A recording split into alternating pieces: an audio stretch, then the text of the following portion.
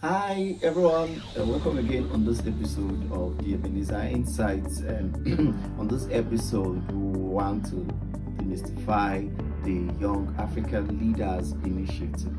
We want to explain clearly what the Young African Leaders Initiative means. Yali means Y is young, A means African, L means leaders, and I means initiative. The Young African Leaders Initiative. It's a program by the U.S. Department of State, an exchange program where they get to train the young Africans on particularly or especially the sub-Saharan regions of Africa.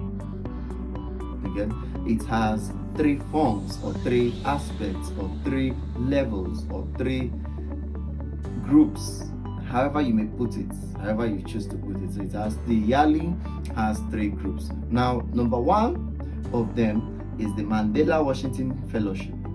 I'll get to explain that later. Number two is the Yali Regional Centers.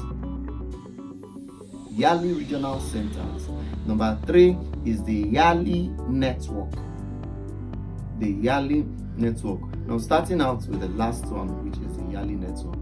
Yali Network is a network of young African professionals in the sub-Saharan African countries. There are Yali networks in every state of the sub-Saharan Africa. In every state. But the Yali networks are available in some states or mostly all the states in the sub-Saharan Africa.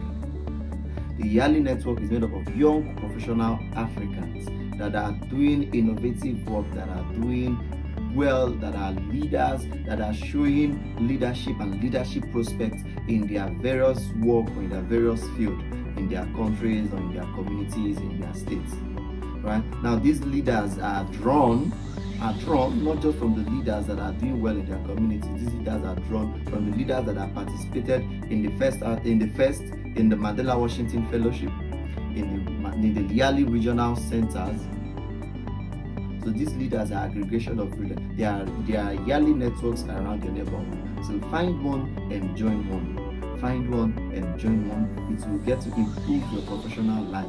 It will get to improve your career. It will get to your personal development.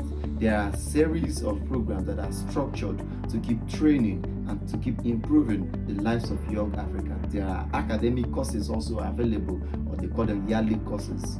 You will get to introduce to those courses, and those courses are very powerful.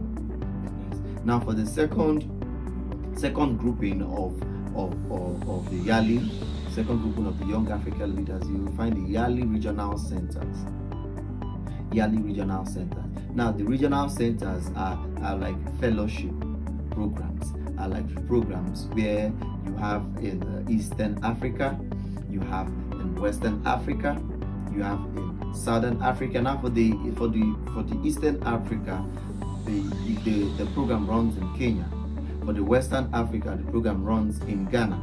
This is a program where leaders from the Western, I'm picking for the Western Africa, where leaders from the Western African countries get to meet in an African. They say they are hosted in Ghana for sometimes 8 weeks, sometimes 6 weeks, depending on sometimes 10 weeks, depending on how it's been structured. They will be hosted and they will go through academic programs, they will go through networking programs, they will go through leadership programs, they will go through cultural activities, they will go through even community service engagements. And so that is it for the regional centers. The applications will soon open. When the applications still open, we'll get to share guides and tips on how to apply for those ones. We have alumni on our networks too that will be able to guide you on the application. Now, the prominent one, or the most prominent one that helped to build up your professional and set you up for your career and for bigger impacts in your community is the Mandela Washington Fellowship. And the Mandela Washington Fellowship is sponsored by the U.S. Department of State under the Bureau of Exchange and Education. It's a program where young leaders from Africa or sub-Saharan Africans, 700 leaders get to travel to the United States of America for training. I will explain that further. But let me explain how these leaders are being selected.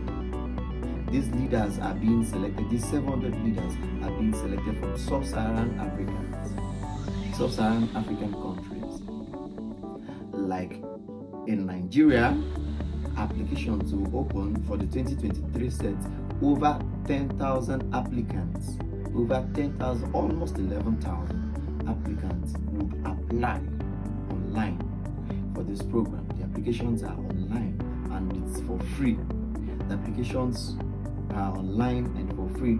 There are 700 applicants that are needed in sub-Saharan Africa, but then depending on the slots that your country gets, in Nigeria, as the almost 11,000 applied for the 2023 sets, only 57 was selected. As 300 was selected for the finalist section and were interviewed, it was only 57 that was ended up to be selected. I'll get back on the eligibility. Now, when these 700 leaders get to America, when the 700 leaders get to the United States of America on the all expense paid or sponsored trip for this 6 weeks training, they will get to be posted to 28 institutions or universities or let me use institutions in the United States of America. They will be posted 25 or more or less, anything around 25, to all those institutions in the United States of America. Now, not all the 700 applicants, not all the 700 leaders that they select will get to stay in one place. No. They will be divided to all those different institutions in the United States of America and the different states of there. But at the end of the program, there will be a summit at the Washington DC, where all these 700 African leaders will get to meet. The summit is usually like the peak of the moment from where you meet. The 700 get to meet and the networking sessions continues, and they will get to stay in the same place, stay in the same hall, stay in the same breakfast halls, stay eat together and stay together in the same hotel and get to network and all. But before then, the program, the Mandela Washington Fellowship Program, you get to stay as a cohort of 25 in your institute. Now, the institute will be responsible for your housing, the institute will be responsible for your feeding, the institute will be responsible for all the academic and the leadership courses that you're going to take. Now, depending on the institutes or depending on your institution track, that's how you'll be posted. Some institutes may handle 2 institute tracks, some institutes may handle 2 different, but that's not always the case. Usually, institutes will pick one institute track and then they will be posted. The students will be placed at their institute for that particular institute track. Now, what they will be doing, the program will be designed specific to the capabilities of the institute. It will be different. The experience may not be the same. The calendar or the schedule may not be the same. The programming may not be the same. It's particularly to the discretion of the institute. So you might be having a networking section today, while another fellow in the same cohort in another institute will be having another activity at the same time. Now, the academic programs may be different. You may have more of academic programs depending on your institute track and depending on the institution. So there will be academic sections, there will be leadership sections, where you sit and they will get to teach you academic cultures of the US culture, US financing, US health, and all. Then the leadership section, of course, where you get to train and hone your leadership skills, where you'll be taught how to enhance your talent, where you'll be taught the Clinton leadership strengths, where you get to taught of team management, team bonding, where you get to learn about interpersonal communications. You get to learn a lot to build and develop your leadership skills. Right? You will also be cultural activities. You get to learn the US cultures. You get to have, very important for me was the family visit, where you get a family in the US will host you. You get to eat from their house. They will cook and host you in their homes. That's another networking platform too. Then also the networking sections. There will be networking sections. It may be at your institute, it may be at another location where US professionals and also other African professionals, individuals and organizations will get to meet and interact and build your network. You get to discuss and share ideas with the persons that you meet, and you find people that have the same, you guys have the same focus, your work is in the same line. You get to build network, professional and personal network from there too. So there will be also cultural activities. Now these cultural activities, the football game, you get to see the cultures of the US. You get to see the protest, or sorry, not protest, Martin Luther King. For those of us, the walk. There will be fireworks. There will be depending on the you get bonfire. You get to make s'mores and do bonfire. There are several cultural activities you get to engage. Now at the end, you get to graduate and go for site visits as well. You get to visit sites, historical sites like museums, like thought centers, like organizations, like big organizations. We had to visit the Federal Reserve Bank of Chicago, the Detroit branch. So there will be various site visits. There will also be community service engagements. You get to engage in what community service means for the US, and actually get to give back and see for yourself and learn and share network and share experiences too. So that will be that, and at the end of the program, at the end of the 6 weeks, you get to go to the Washington DC for the summit, right? So that's the Mandela Washington Fellowship experience explained. After the summit, you return back to your country and continue your impact. I missed out too that you'll be assigned a focus coach. You'll be assigned a focus coach. You will have a focus project where your focus coach will guide and mentor you on how to go about your focus project.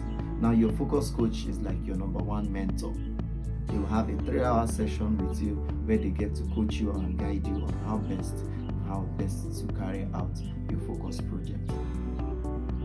So after the summit, you will get to return back to your country and continue your impact. Whatever you're doing, you will get to continue and keep making the world a better place. Thank you so much for being on this episode of the Ebenezer Insights, and we hope to see you more. Now like the page, now like the channel, like the video, subscribe to the channel, and click the notification button so you get notified on subsequent videos. Now thank you so much for being here. See you.